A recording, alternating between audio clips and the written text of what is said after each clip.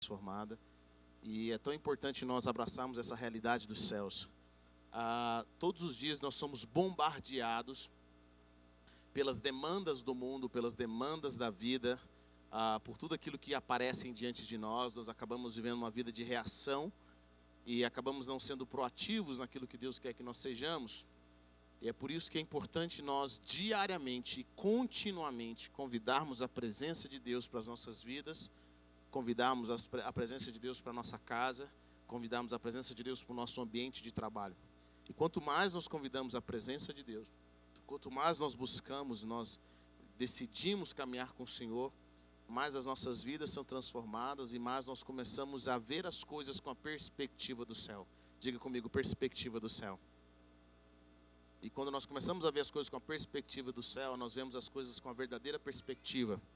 Muitas vezes o que nós estamos passando, nós estamos vendo aqui da terra, mas quando nós subimos ao monte do Senhor, quando nós subimos à presença de Deus, Deus começa a mostrar para nós como as coisas verdadeiramente são. E é por isso que nós vemos Jesus dizendo que se o Filho vos libertar, verdadeiramente vocês serão livres. E que Jesus julga não de acordo com a aparência, mas Ele julga como as coisas realmente são. Quantos querem julgar as coisas como elas realmente são? Diga amém. Sabe, quando você caminha com o Espírito, você começa a ter o discernimento do Espírito. Deus está onde você não está, conhece o que você não conhece, ouve o que você não ouve. Deus está no presente, Ele está no passado, Deus está no futuro. A palavra nos fala que todas as coisas estão nuas e patentes aos olhos de Deus. Ele sabe o porquê nós estamos aonde nós estamos. Ele sabe como nos levar aonde nós queremos, aonde Ele colocou no nosso coração. Por isso é importante nós ouvirmos a voz do Senhor e aprendermos a ouvir a voz de Deus. Uma das coisas mais importantes que nós sempre falamos aqui na God Provider é sobre aprender a ouvir a voz de Deus. E não tem como aprender a ouvir a voz de Deus sem gastar tempo com Deus. Amém? Na classe Nossa História nós tivemos, essa semana foi um tempo tão precioso, ver tantas pessoas vindo para a igreja e decidindo em fazer parte da nossa família. Nós falamos sobre aprender a ouvir a voz de Deus. É um segredo muito poderoso. Quando você aprende a discernir a voz de alguém, tem pessoas da sua família que você consegue reconhecer a voz, sim ou não? E às vezes a gente tenta passar um trote em alguém que é da família, é difícil passar um trote porque ele já sabe a nossa voz, o nosso jeito de falar, o nosso jeito de conversar. E quando você gasta muito tempo com alguém, você reconhece a voz daquela pessoa de forma tranquila. Da mesma forma é quando você gasta muito tempo com o Senhor e gasta tempo com a palavra de Deus.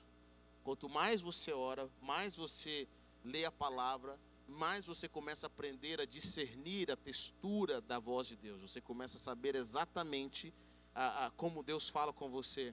E a forma como Ele fala com você, na maioria das vezes, não é a forma como Ele fala comigo. E o que nós mais precisamos hoje é ouvir o que o Espírito está dizendo à igreja. O que Deus quer ministrar ao seu coração. Quantos estão entendendo o que eu estou dizendo essa noite? Diga amém. Sabe, eu oro para que isso aconteça, para que nós possamos viver uma vida de discernimento. Porque nos tempos em que nós estamos vivendo, aprender a ouvir a voz de Deus e seguir a voz do Senhor é extremamente importante, é crucial.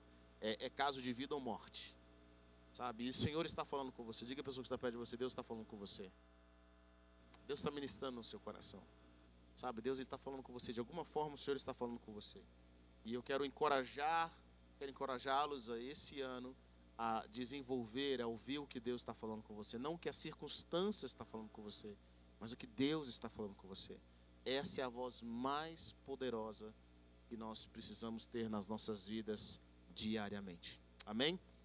Abra sua Bíblia comigo em Lucas capítulo 9, versículo 21. Hoje eu quero falar de uma qualidade extremamente importante na vida do cristão. Lucas capítulo 9, versículo 21.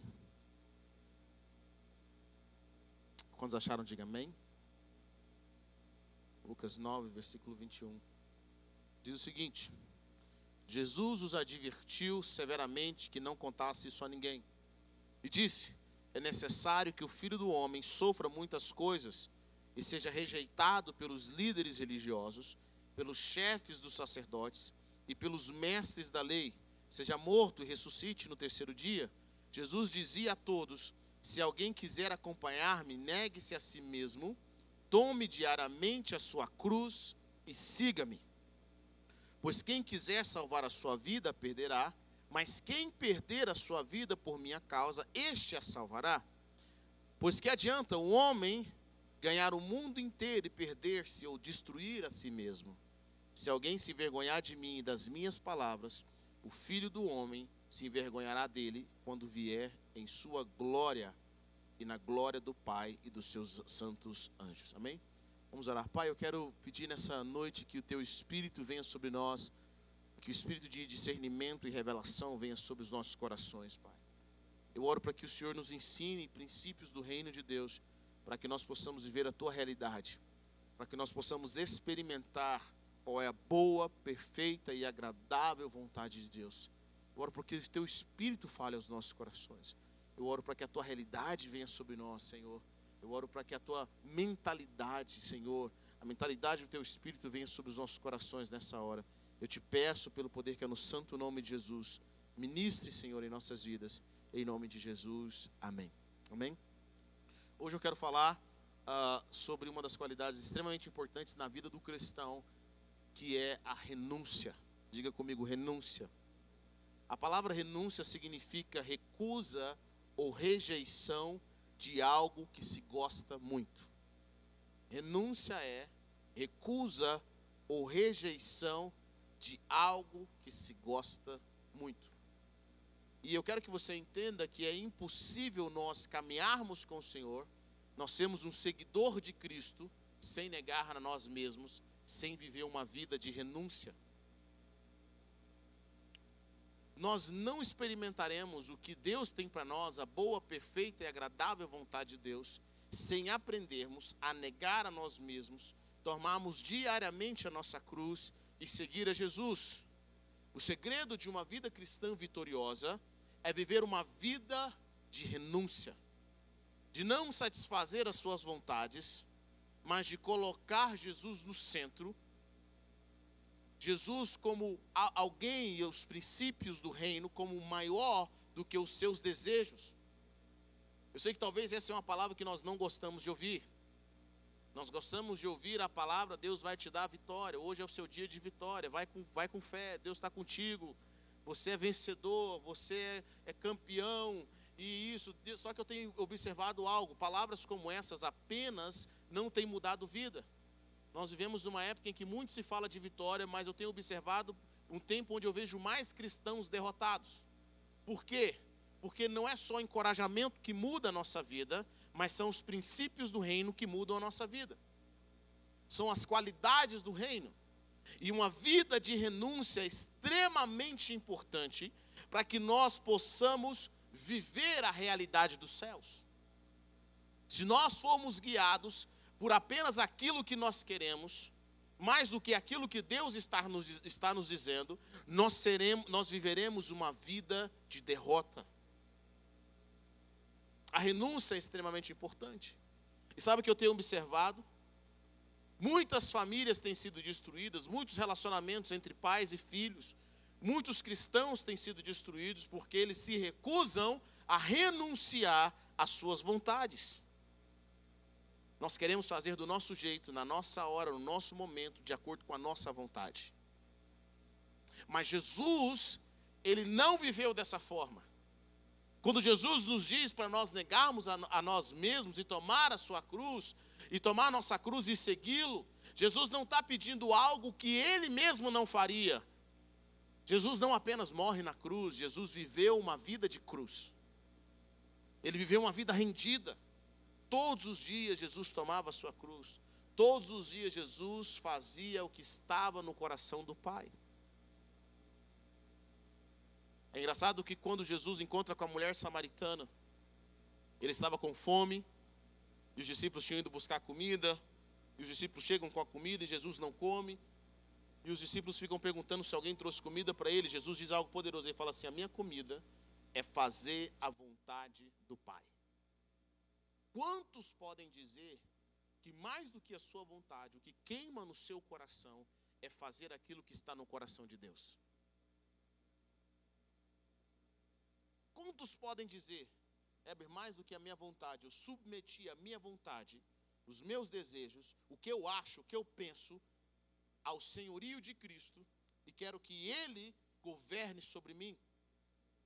Nós estamos entrando agora na Semana Santa, e eu quero dizer para você que nós só podemos celebrar a Semana Santa porque alguém decidiu renunciar aos seus próprios desejos para viver a vontade do Pai Celestial.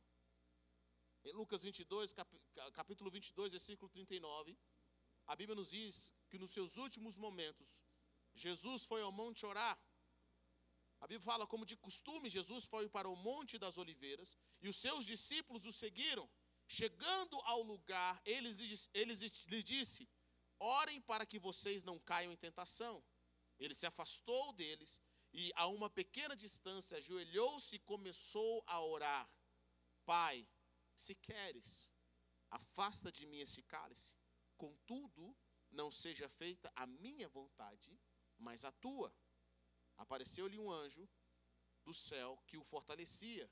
Então, angustiado, ele orou ainda mais intensamente. E o seu suor era como gotas de sangue que caíam no chão. Quando se levantou da oração e voltou aos discípulos, encontrou-os dormindo, dominados pela tristeza. E ele diz: por que estão dormindo? Perguntou-lhes: levantem-se e orem, para que vocês não caiam em tentação. Olha que interessante, a Bíblia já nos mostra que no passado, quando pessoas estavam deprimidas ou muito tristes, a fuga delas era dormir. Os discípulos estavam entristecidos, e o que eles fazem? Ao invés de lutar contra essa tristeza em oração, eles entram num processo de dormência, eles vão dormir. Jesus fala: cara, eu sei que vocês estão sentindo o clima, e o clima não está legal. Eu sei que vocês estão sentindo um ambiente, vocês não sabem exatamente o que vai acontecer, eu sei o que vai acontecer, eu sei que o clima não está legal, mas ao invés de dormir, você tem que guerrear. E a Bíblia nos mostra que Jesus não queria morrer. O autor da vida não queria passar pela morte. É incrível, é importantíssimo a Bíblia relatar isso daqui. Jesus veio em obediência ao Pai. Ele nos amou, sim, mas ele veio mais em obediência. Ele serviu, ele curou, ele lavou os pés dos discípulos, ele curava pessoas, ele restaurava pessoas, expulsava demônios. Jesus fez todas essas coisas durante todos os dias da sua vida. Jesus, ele serviu à vontade do Pai Celestial. E agora, no último momento da sua vida, Jesus vê, cara, está chegando a cruz. E ele faz uma oração. Qual que é a oração dele? Pai, se o Senhor puder, tira de mim esse cálice.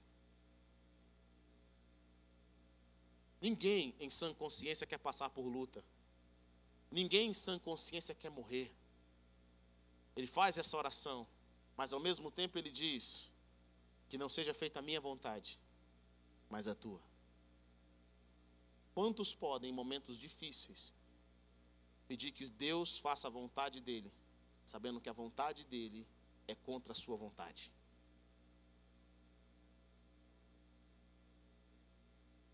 Nós somos guiados pelas nossas necessidades. Nós somos guiados por aquilo que a gente acha que nos faz bem.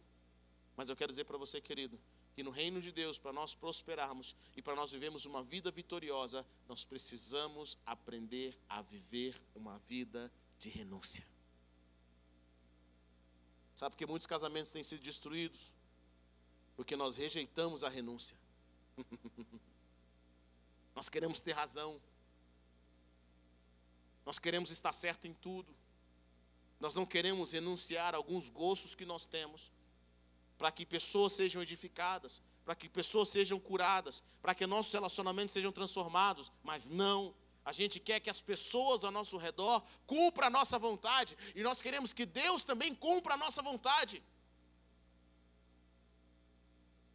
No fundo, a nossa oração deveria ser: que seja feita a minha vontade, assim na terra como no céu. E a pergunta é: quando a sua vontade está contra a vontade de Deus, com qual vontade você fica? A renúncia é um antídoto para o espírito imundo de engano, de pecado e destruição, que diz: faça o que te faz feliz. Nós estamos vivendo uma geração em que nós estamos corrompendo os princípios do reino de Deus, porque nós acreditamos que o objetivo da existência de Deus é com que Ele nos faça feliz. E aí nós temos uma geração que está passando por cima de tudo e de todos para fazer aquilo que o seu coração diz, não aquilo que Deus diz. E as pessoas dizem, eu não posso mandar no meu coração. É meu coração que quer, mas o que Deus quer? Quantos homens têm abandonado a sua família, esposas têm abandonado a sua família para ir atrás de um amante e está dizendo que o coração dele está dizendo. Deixa eu falar uma coisa para você, querido. Deus não aprova isso. Deus não aprova isso. Deus não aprova essas coisas. Nós temos que aprender que o espírito maligno, o espírito do diabo, sempre vai dizer para você, tenha dó de você mesmo. Vá ser feliz com qualquer pessoa. Vai ser feliz de qualquer jeito. Faça a sua vontade. E aí nós temos essa geração que não só faz o que é errado, mas ainda quer pedir a bênção de Deus sobre a sua família. Minha mãe conta que um dia ela estava no monte orando, e uma irmã chega para ela e fala assim, uma mulher chega para ela e fala assim, pastora, tem como você orar por mim? Ela não conhecia essa mulher. E ela fala assim, o que foi? Queria que você orasse para o marido voltar para casa. Ele saiu de casa, está com a outra. Aí a mamãe, ela já ia orar para aquela mulher. Quando ela ia orar, o Espírito Santo de Deus falou para ela assim, esse não é o marido dela. E minha mãe olhou para ela e falou assim, irmã, te fazer uma pergunta. Ele é seu marido mesmo?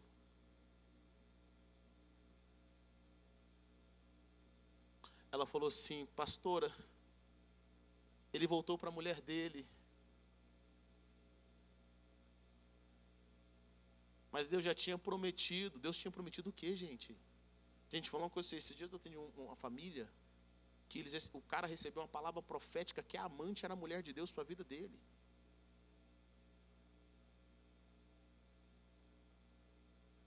Vou te falar quem profetizou.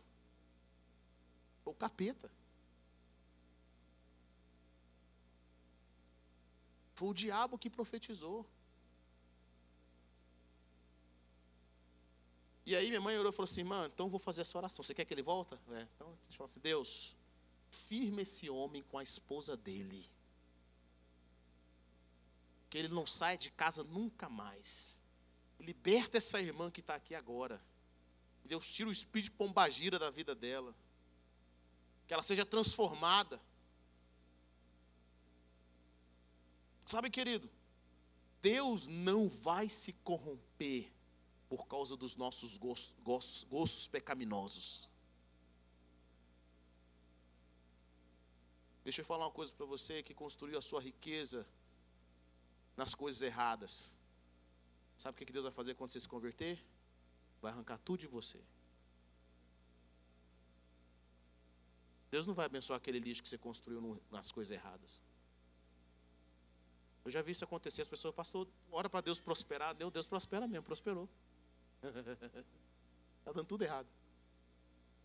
Porque Deus abençoa coisas que foram construídas em cima de honestidade, daquilo que é correto.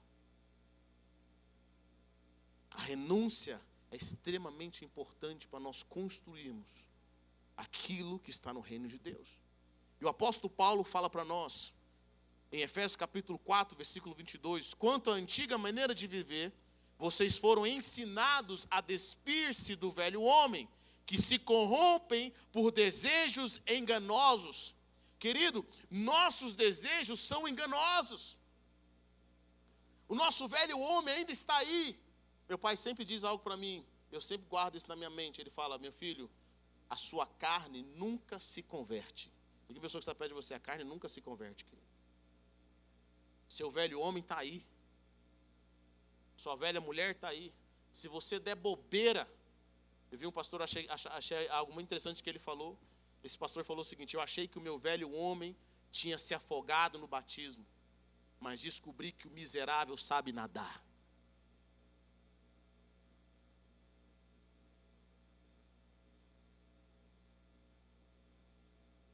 Meu velho homem está aqui, não interessa se você tem 5 anos de crente, 5 meses de crente, 50 anos de crente. O seu velho homem está sempre buscando a oportunidade para se corromper.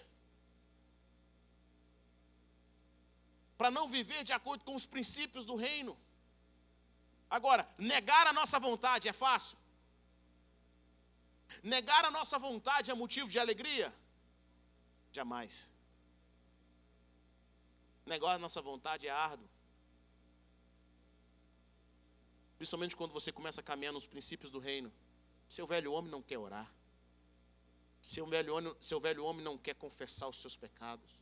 Seu velho homem não quer viver de acordo com os princípios do reino. O seu velho homem quer fazer do jeito dele, da mente dele, de acordo com o que ele pensa, com o que ele acha. Seu velho homem não quer pedir perdão, ele não quer pedir desculpa. O nosso velho homem ainda continua vivo. Ele continua se manifestando. A palavra de Deus fala, se livre desse velho homem. E a Bíblia diz que eles se corrompem por desejos enganosos. A serem renovados, ele fala assim, quanto à antiga maneira de viver, vocês foram ensinados a despir-se do velho homem que se corrompe por desejos enganosos e a serem renovados no modo de pensar e revestir-se do novo homem, criado para ser semelhante a Deus em justiça e em santidade provenientes da verdade. Deixa eu falar algo para você. Sabe qual é o objetivo de Deus para cada um de nós? Que nós sejamos semelhantes a Deus em justiça e em santidade. O objetivo de Deus para as nossas vidas é com que as pessoas olhem para eu e você e sabem quem elas vejam? O próprio Deus. Será que quando alguém olha para você, será que quando alguém olha para mim, quando ele olha para nós, ele fala assim, lá vai um homem que se parece com Deus. Lá vai uma mulher que se parece com Deus. O objetivo desse novo homem, de que a palavra nos fala, é que nós sejamos semelhante a Deus em justiça e em santidade. Será que quando a nossa família olha para nós, os nossos parentes olham para nós, eles não veem apenas um homem ou uma mulher trabalhador, eles não veem apenas um homem ou uma mulher inteligente, ou um homem ou uma mulher que vai à igreja, mas quando eles olham para nós, eles falam assim, rapaz, aquele homem ali, olha, eu não gosto de crente não, mas aquele lá carrega a presença de Deus. Ele é justo, ele é santo. Existe algo diferente na vida dele. Diga à pessoa que está perto de você, o objetivo de Deus é com que você seja semelhante a Ele, em justiça e em santidade. Mas para isso, nós precisamos ter o nosso pensamento, a nossa mentalidade renovada, transformada. E aí o apóstolo Paulo diz, no versículo 25, portanto, cada um de vocês deve abandonar a mentira e falar a verdade ao seu próximo, pois todos somos membros de um mesmo corpo. Quando vocês ficarem irados, não pequem. Querido, o crente pode ficar irado. Na realidade, eu fico pensativo quando pessoas não ficam iradas. Pessoas que não ficam iradas estão debaixo de remédio. A renúncia não tem a ver apenas com você, às vezes, deixar de fazer algo. Mas muitas vezes a renúncia tem a ver com você fazer algo. Tenho dito para os irmãos que o pior do que pessoas que são ativas, para mim, são pessoas que vivem uma vida de passividade. Existe a diferença de você conscientemente oferecer a outra face. Existe a diferença de você passivamente deixar com que as pessoas pisem em você.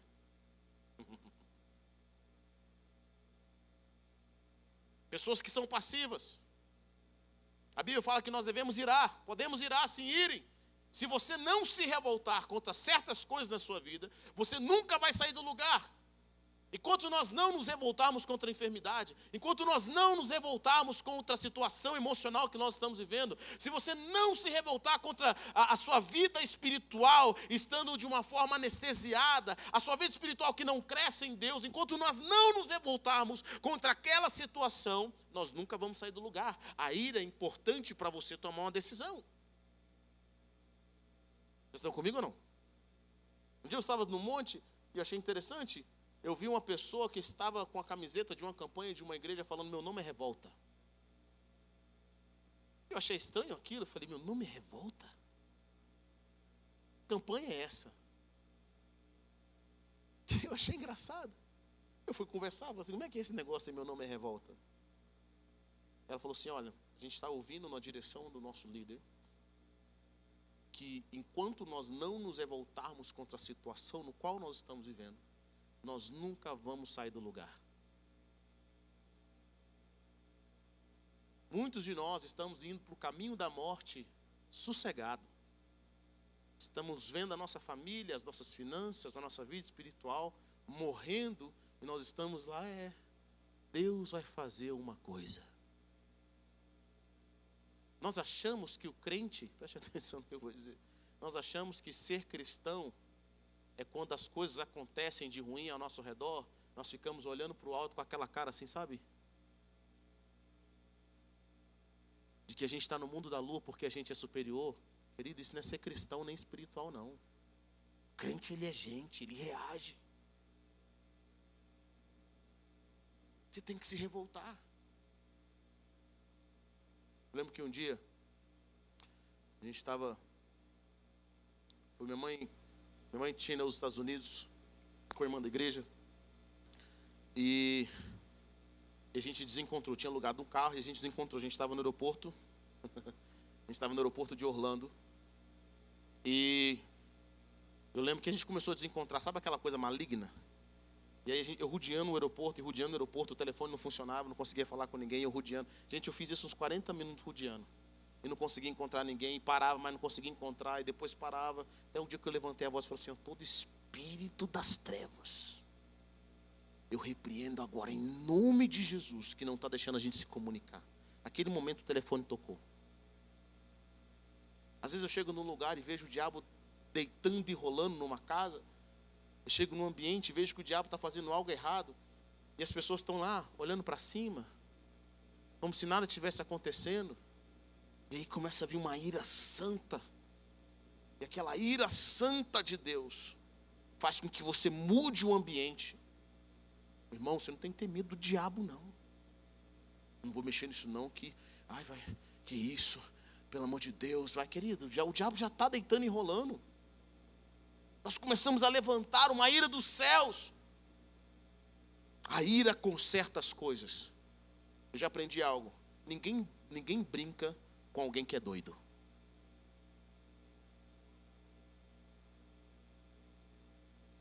É ou não é?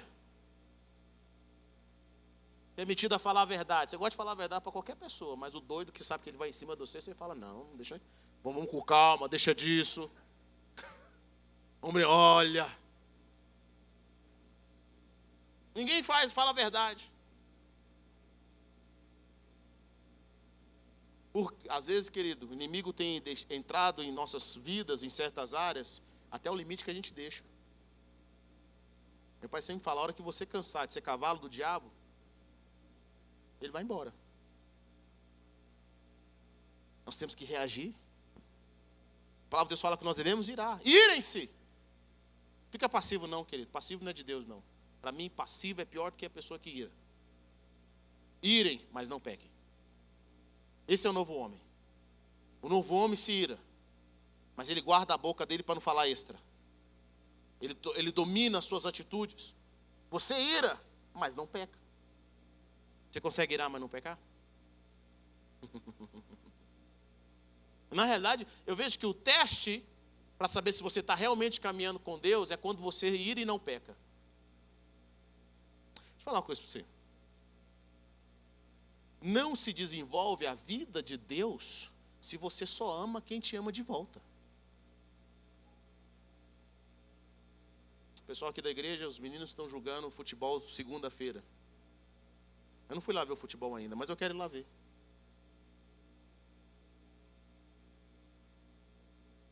Eu quero saber se realmente o homem espiritual desses meninos estão se manifestando.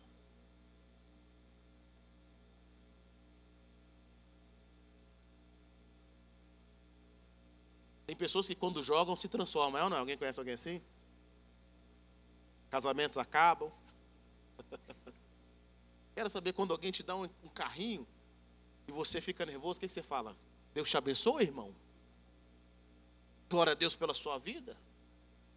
É na ira que você mostra se você está sendo também um novo homem, se você não peca. Irem, mas não pequem. apaziguem a sua ira antes que o sol se ponha. Isso chama domínio próprio. Quem domina quem? A sua ira domina você ou você domina a sua ira? Você sabe se irar e também acalmar? Eu sei que tem pessoas que se iram muito fácil, mas eles voltam muito fácil. Se você é um pouco parecido comigo, eu sou aquele que é difícil me acalmar. Eu sou difícil me irar. Mas se eu irar também, querido, fica... Minha esposa falou algo bem interessante esses dias, eu fiquei pensativo sobre isso. Ela falou, Heber, eu sou calma, mas eu não tenho muita paciência.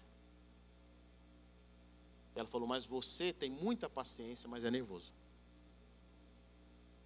Eu nunca pensei que alguém podia ser desse jeito. Paciência e nervoso ao mesmo tempo. Você conhece alguém assim? Você tem uma paciência. Mas quando você fica nervoso, você quer saber quando você está caminhando com Deus? O que você faz quando você está nervoso? Às vezes nós pensamos que, Senhor, me perdoa porque eu fiquei nervoso. Não, querido, é bom você ficar nervoso. Você não pode dar lugar ao diabo. É o que a palavra de Deus fala. Apazigue a sua ira antes que o sol se ponha e não deem lugar ao diabo. Um crente não pode ser a pessoa que dá lugar ao diabo. Tem irmãos, querido, que aonde ele vai, a gente sabe que o diabo vai ter uma oportunidade. Tem sempre alguém da família desse jeito, é ou não é? Um tio, um parente, que ele vai na festa e fala assim, tio fulano chegou, lá vem a oportunidade, o diabo já sabe que vai ter um microfone. Tem pessoas, querido, que aonde ele vai, ele não pensa no que ele fala, ele não pensa como ele age, parece que ele invoca o poder das trevas. Ele fala, diabo, chegou a sua hora, quiser me usar, pode usar. Ele usa confusão, ele começa a criar as coisas, ele fala o que não deve falar, ele não pensa para falar, ele não tem as palavras corretas para falar, ele começa a dar velha natureza. Sabe o que a palavra de Deus fala que essa pessoa é? Ela é carnal. E quem vive na carne, quem tem a mentalidade da carne, não pode agradar a Deus. Não seja um instrumento do diabo. Não dê lugar ao diabo. A palavra de Deus fala no versículo 28, o que furtava não furte mais, antes trabalhe, fazendo algo de útil com as mãos, para que tenha que repartir com quem estiver em necessidade. Sabe de uma coisa, querido? Eu vejo que um dos grandes problemas que nós enfrentamos para a nossa vida crescer em Deus, é porque nós dizemos o seguinte, eu não preciso obedecer a Deus porque eu sou uma boa pessoa. E se eu conversar com cada um de vocês que está aqui nos assistindo, seja pela internet, ninguém vai falar assim, eu sou uma pessoa ruim. E aí nós falamos assim, poxa, eu sou uma pessoa boa, não preciso obedecer a Deus. Deus conhece o meu coração. Nós justificamos a nossa vida de desobediência e falta de renúncia porque a gente jura que é melhor que alguém. E o que eu tenho mais visto são pessoas boas sendo destruídas. O que tem de gente boa indo para o inferno. Relacionamentos sendo destruídos. Porque ser bonzinho não te protege. Ser obediente te protege. No reino de Deus, a obediência é que nos protege. E obedecer quando você quer é uma coisa. Mas obedecer quando você não quer é outra coisa. Jesus não queria morrer, mas foi obediente. Ele foi obediente. A palavra de Deus fala, quem furtava, não furte mais. Antes trabalhe, fazendo algo útil, de útil com as mãos, para que tenha o que repartir com quem estiver em necessidade. Sabe o que Paulo está tirando aqui? O tipo de pensamento é eu roubo, mas é para abençoar pessoas. Eu tenho que fazer o meu jeito, porque eu tenho que alimentar famílias. Eu tenho que ajudar pessoas, eu tenho que fazer uma boa ação. Não, querido, você está fazendo errado. Você quer ajudar a pessoa, trabalhe. Seja honesto e ajude com aquilo que você tem. Olha o que a palavra de Deus fala. Nenhuma palavra torpe saia da boca de vocês, mas apenas o que for útil para edificar os outros, conforme a necessidade, para que conceda graça aos que o ouvem. Uma outra característica do homem que caminha com o Senhor, que vive uma vida de renúncia, ele pensa bem antes de abrir a boca. Tiago diz que a língua é um pequeno órgão, mas que tem levado muita gente para o inferno. E a Bíblia diz que o homem que controla a sua boca é perfeito. E a pessoa está perto de você: se você controlar a sua língua, pode falar, não fique com medo não. Se você controlar a sua língua, a sua vida vai ser 90% melhor.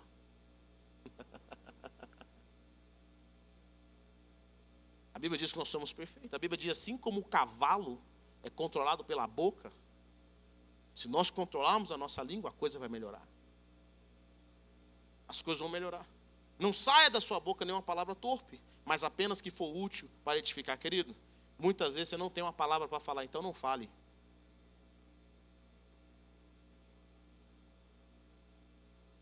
Se o que você for falar não vai edificar,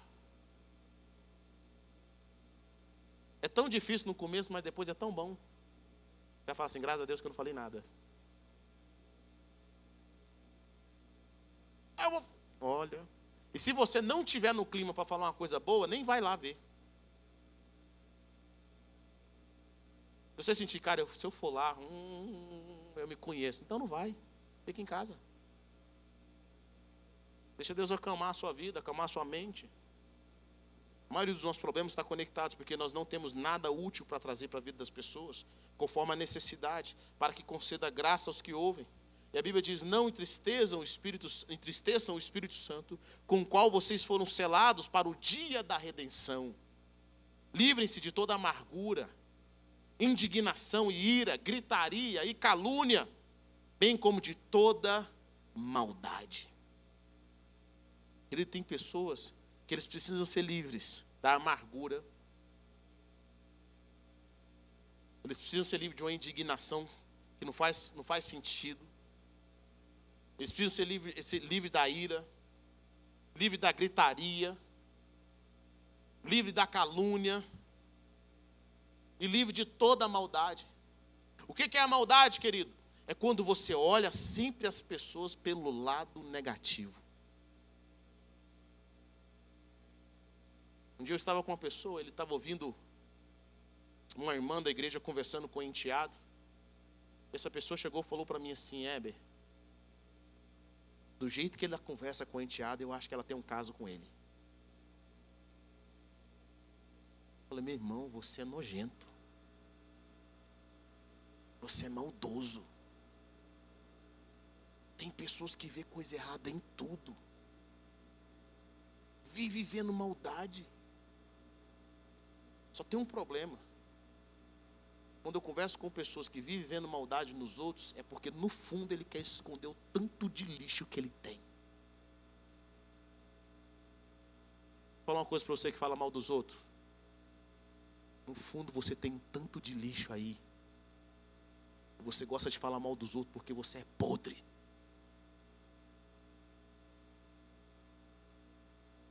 Você é muito podre. E para justificar a sua podridão, você tem que falar dos outros. Você tem que ver nos outros o pior, para você se achar mais alvo que a neve do que os outros. Podre. No fundo você é cheio de lixo. Deixa eu falar uma coisa para você.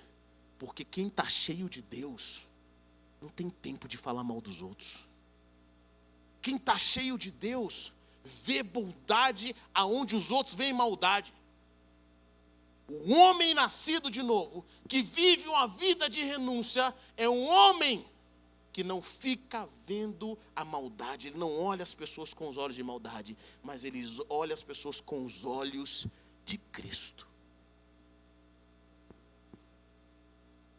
Jesus olhou para uma pecadora, olhou para uma mulher que tinha sido pega em adultério, e ele restaurou a vida daquela mulher.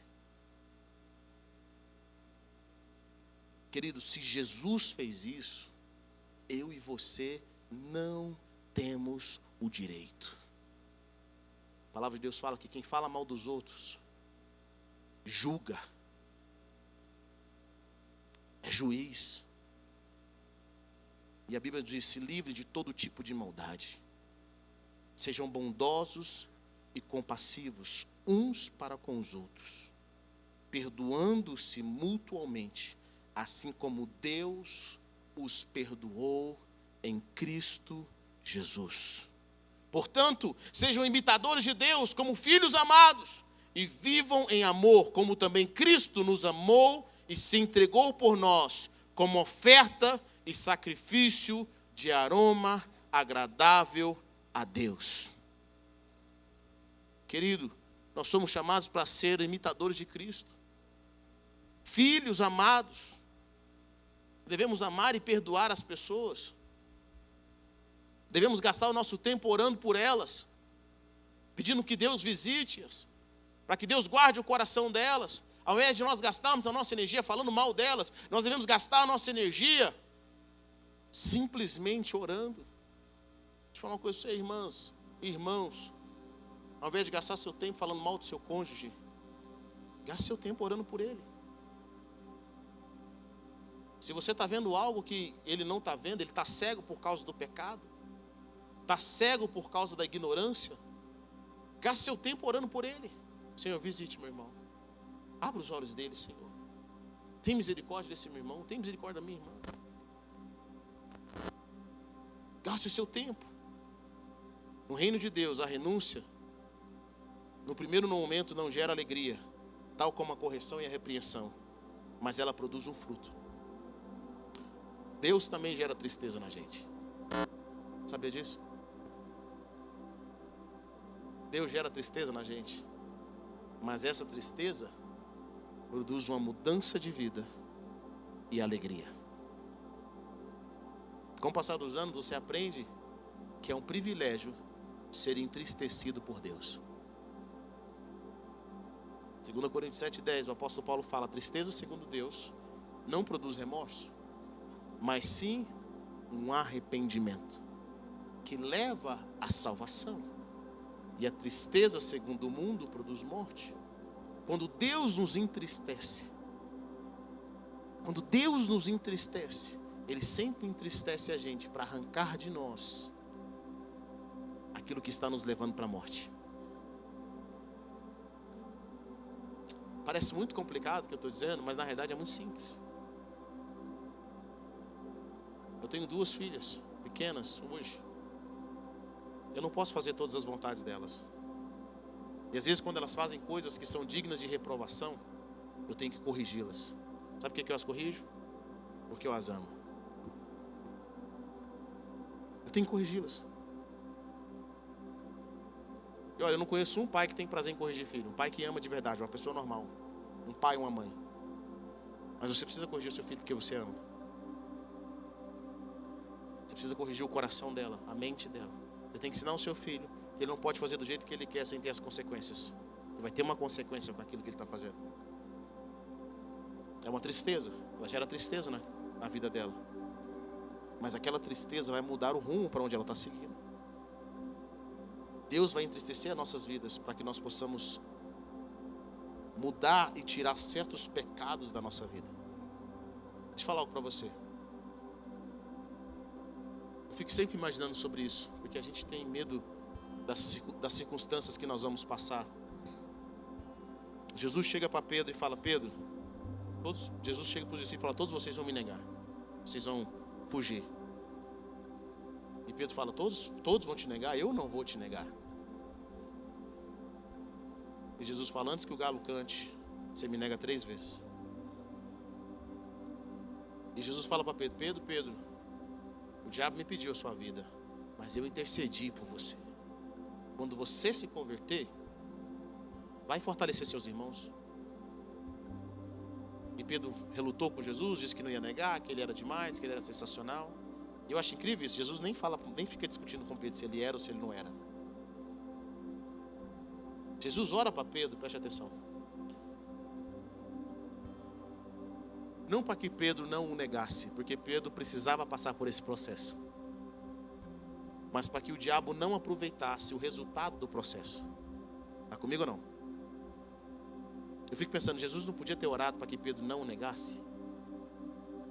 Mas se Jesus tivesse orado para que Pedro não o negasse, Pedro jamais conheceria quem ele realmente é de fato, e aquilo que estava no coração dele. Pedro precisava lidar com seu orgulho. Ele precisava lidar com a sua soberba, de achar que era melhor do que os outros. E naquele momento, a Bíblia nos fala que naquela mesma noite, Pedro nega Jesus.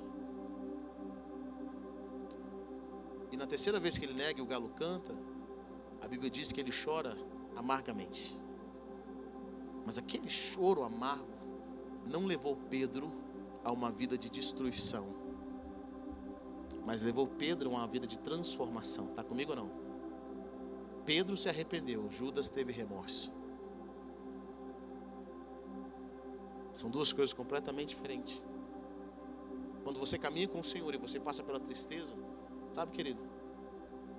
Preocupe-se quando você peca e não tem mais tristeza. Quando o pecado se torna algo normal nas nossas vidas. Quando eu faço a minha vontade, nem sei o que Deus está falando comigo. Nós precisamos passar por certas coisas da nossa vida. No treinamento de Deus, a Bíblia nos fala para nós considerarmos com alegria, passarmos por várias tribulações. E você pode pensar, por que passar por tribulação é algo tão poderoso em Deus, querido? A tribulação, para quem é de verdade, para quem é precioso, ela não destrói, só apenas purifica. A madeira no fogo, ela queima e vira pó, mas o ouro no fogo fica mais valioso. O ouro purificado pelo fogo. As tribulações, as dificuldades, as rejeições, aquilo que nós passamos, se nós estivermos submissos ao senhorio de Cristo, se nós somos submissos à vontade de Deus, a tribulação, as dificuldades, elas não vão nos destruir, mas elas vão tirar tudo de ruim que tem dentro de nós. Quantos de nós, depois que você passou por algumas circunstâncias da sua vida, você ficou mais humilde? Você ficou mais quebrantado? Você buscou mais?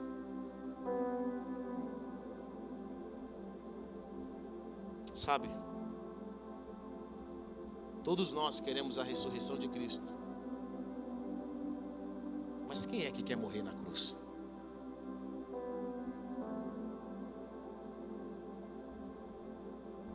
Quem é que quer morrer na cruz? Não existe ressurreição sem cruz. Você quer ver a sua família transformada? Você quer ver a sua vida transformada? Negue-se a si mesmo.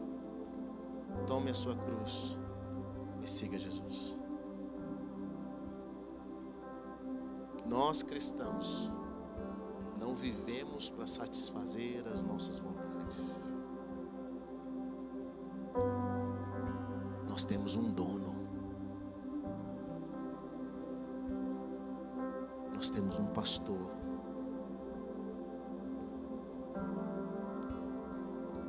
E a nossa maior vontade é fazer a vontade daquele que nos enviou. Romanos 5 diz: quem vive segundo a carne tem a mente voltada para o que a carne deseja. Mas quem vive de acordo com o Espírito tem a mente voltada para o que o Espírito deseja. A mentalidade da carne é morte, mas a mentalidade do Espírito é vida e paz. A mentalidade da carne é inimiga de Deus, porque não se submete à lei de Deus, nem pode fazê-lo. Quem é dominado pela carne não pode agradar a Deus. Entretanto, vocês não estão sob o domínio da carne, mas do Espírito. Se de fato o Espírito de Deus habita em vocês. E se alguém não tem o Espírito de Cristo, não pertence a Cristo. Mas se Cristo está em vocês, o corpo está morto por causa do pecado, mas o Espírito está vivo por causa da justiça. A mentalidade da carne, diz a palavra, ela não pode agradar a Deus. Se você nasceu de novo, se nós nascemos de novo, Nós não ficamos maquinando em como nós podemos satisfazer as nossas necessidades, de como nós podemos ter o nosso benefício, a nossa prosperidade. Se nós nascemos de novo, nós levantamos de manhã, à tarde e à noite, e o nosso maior desejo é saber como nós podemos agradar a Deus e viver de forma poderosa para Ele. Sabe por que muitos de nós temos sofrido muitas coisas? Porque nós temos vivido uma vida infeliz, ainda que estejamos na igreja, porque nós não aprendemos o privilégio de perder a vida nessa terra e ganhar em Cristo. Você não pode matar um homem que já morreu. Você não pode roubar algo de quem não tem mais nada. O apóstolo Paulo fala: a vida que agora eu vivo é para Cristo. Eu vivo a minha vida para Ele. Se eu morrer, eu vivo para Ele. Se eu viver, eu vivo para Ele. Porque agora Ele vive para agradá-lo. Deixa eu falar algo para você. É tão mais leve. É tão mais leve viver para Jesus. Porque o jugo dele é suave. Acredite. O fardo dele é leve. Quando você vive para agradar a Deus, quando tudo que você faz, você respira não para se promover no futuro, não para buscar sua própria satisfação, mas para agradar aquele que te enviou. Quando você vive, preste atenção, para que Ele sim se agrade daquilo que você está fazendo, ainda que ninguém veja, é tão mais leve. É muito difícil buscar a aprovação dos homens. É muito difícil vir para nós mesmos. A mentalidade da carne é morte, mas a mentalidade do Espírito é vida e paz. A mentalidade da carne é inimiga de Deus, porque não se submete à lei de Deus, nem pode fazê-lo. A nossa carne, por mais que ela queira, ela nunca vai se submeter a Deus. Ela é contrária à lei de Deus. A nossa carne, ela não vai morrer, mas ela precisa ficar crucificada. Romanos 6:8 diz o seguinte: se morremos com Cristo, queremos que também com Ele viveremos. Pois sabemos que, tendo sido ressuscitados dos mortos, Cristo não pode morrer outra vez. A morte não tem mais domínio sobre Ele, porque morrendo, Ele morreu para o pecado uma vez por todas, mas vivendo, agora vive para Deus. Da mesma forma, considere-se mortos para o pecado, mas vivos para Deus em Cristo Jesus. Portanto, não permitam que o pecado continue dominando o corpo mortal de vocês, fazendo que obedeçam aos seus desejos. Não ofereçam os membros do corpo de vocês ao pecado como instrumentos de injustiça, antes ofereçam-se a Deus como quem voltou da morte para a vida. E ofereçam os membros do corpo de vocês a Ele como instrumentos de justiça, pois o pecado não os dominará, porque vocês não estão debaixo da lei, mas debaixo da graça. Nós temos uma nova vida, querido. Eu não estou dizendo que as suas obras é o que vai garantir a salvação. Você recebeu Jesus como Senhor e Salvador da sua vida, parabéns, você está indo para o céu. Mas eu quero dizer para você, quando você se submete ao princípio da renúncia, ao negar a si mesmo, a sua vida nessa terra vai ficar mais leve. Porque não se pode matar um homem que já está morto. E aqueles que estão mortos em Cristo também ressuscitarão nele. Sabe o que eu sinto dizer essa noite? Se você quiser ver a manifestação do poder de Deus na sua vida, você precisa aprender a morrer.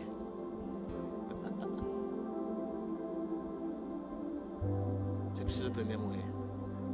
Porque a vida de Deus só se manifesta em mim quando eu morro.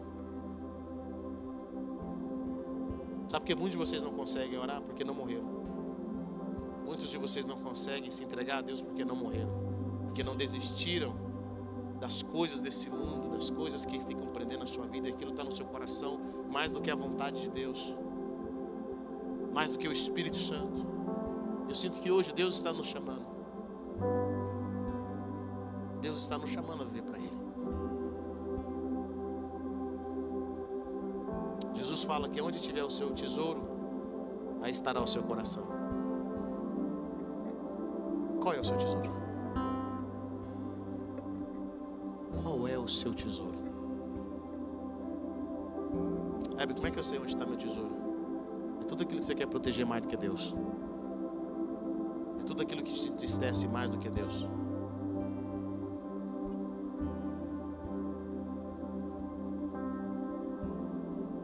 Recentemente nós vimos um homem que jogou tudo pro alto. Toda uma história de ator, porque alguém falou mal da esposa dele. Ele simplesmente decidiu ir na frente. Um dos programas mais famosos do mundo, onde milhões de pessoas estavam assistindo.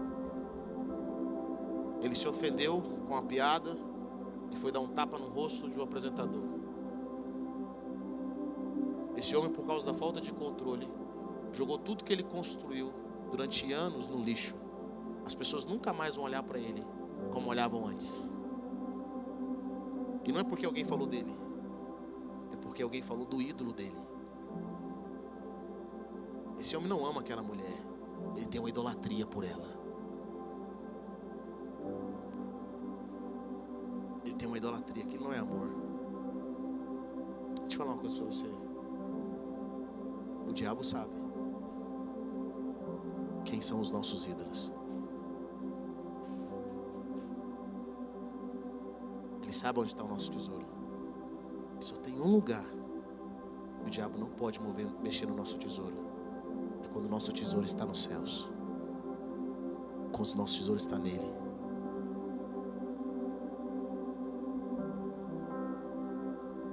Coloque-se em pé, eu quero orar com você.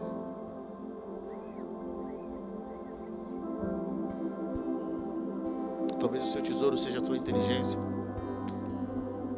O seu tesouro seja a sua família. O seu tesouro seja a sua posição.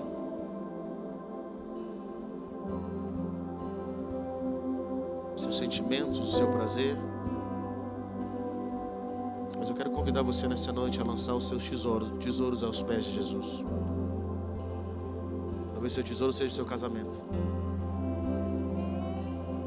Seja o seu status.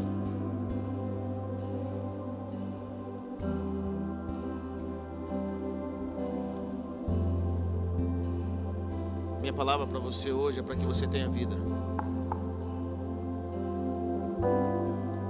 Não se pode matar alguém que já morreu. Comece a orar nessa hora. Comece a orar nessa hora. Eu sinto que é um tempo de renúncia. Eu sinto que é um tempo de renúncia.